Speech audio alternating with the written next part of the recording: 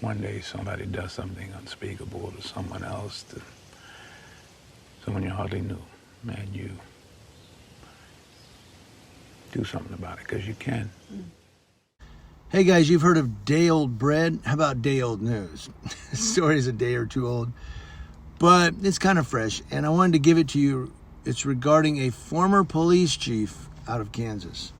A Sedgwick, Kansas police chief used the Flock safety license plate readers to track his ex-girlfriend and her new boyfriend's vehicles 228 times over 4+ months, and used his police vehicle to follow them out of town, according to a city official and a report released this week by the agency that oversees police certifications. Now, Lee Nygaard admitted to misusing Flock while he was being investigated for an unrelated misconduct case. This guy's a winner. That's according to a Sedgwick official. And then he resigned. The license plate readers alert officers of specific license plates and vehicle types they might be looking for. Police can also use the system to search for vehicles. Flock, which has license plate readers in 4,000 plus cities across the country, would not agree to a phone interview and wouldn't say how many instances of police abuse of these cameras have occurred. But they said, quote, "While it is the job of law enforcement to hold the general population accountable to the laws, ultimately, it is the job of our elected and appointed officials to hold law enforcement agencies accountable to local and state laws that govern the use and misuse of policing technology." That's according to Flock spokesperson Holly Belin. She said that in a response to questions. Flock said it wasn't formally notified of this incident, but would not say more about that. It's the second instance of police misusing the cameras that has been publicly reported.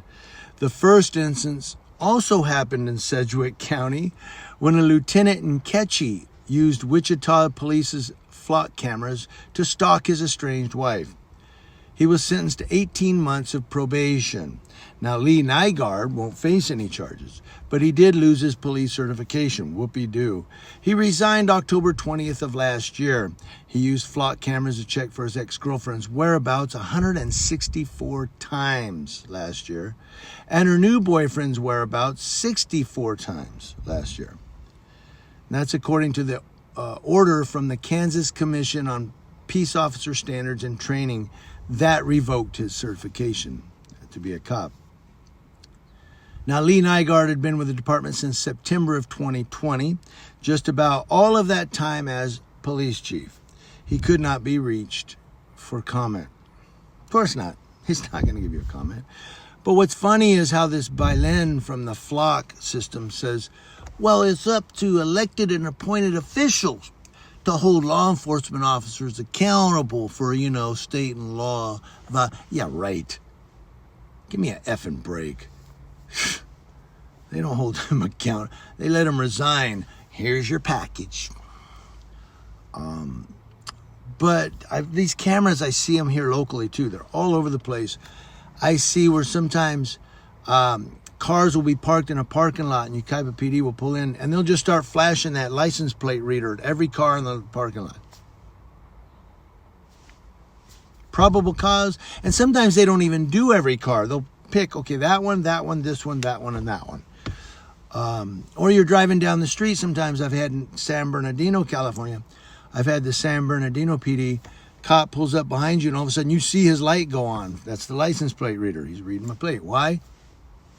Because, hey, there's a car. Let me check this one out. Okay. Because usually I'm not doing anything wrong. I'm doing the speed limit. I'm in between the lines. I'm driving safely. And they pull up behind me and then, boop, their light goes on. The light goes out. So that's a question for all of you. These license plate readers, are they a violation of the Fourth Amendment to be secure in your car? It's a good question.